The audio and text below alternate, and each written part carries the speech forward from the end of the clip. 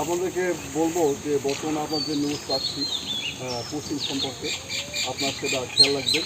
হ্যাঁ, আচ্ছা, ভালো আছেন, ভালোভাবেই কিন্তু সীমান্তে ডিউটি করতে হবে।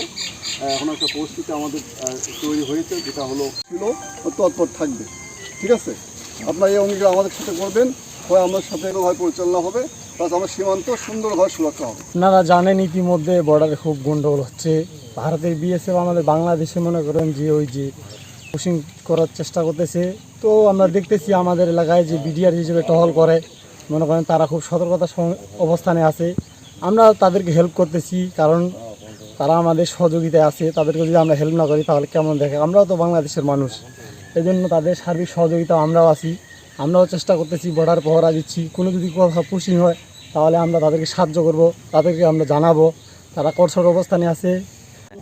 এই সময় বিএসএফ পুশিং করতেছে, আমরা বিজিবির সাথে টহল দিচ্ছি। আর যদি আপনার পুশিং করতে দেখি তাহলে বিজিবির সাথে আমরাও আছি।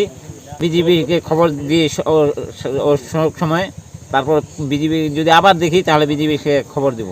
ঝড় বৃষ্টি যাই হোক, বিজিবি ভাইয়েরা ভালো মতো টহল করতেছে, যাতে ভারতের বিএসএফ পুশিং না করতে পারে বাংলাদেশে। আমরাও স্থানীয়রা আছি বিজিবি ভাইয়ের পাশে। যদি কোনো পুশিং করা হয় তাহলে আমরা বিজিবিকে তৎপরতা হিসাবে জানাবো।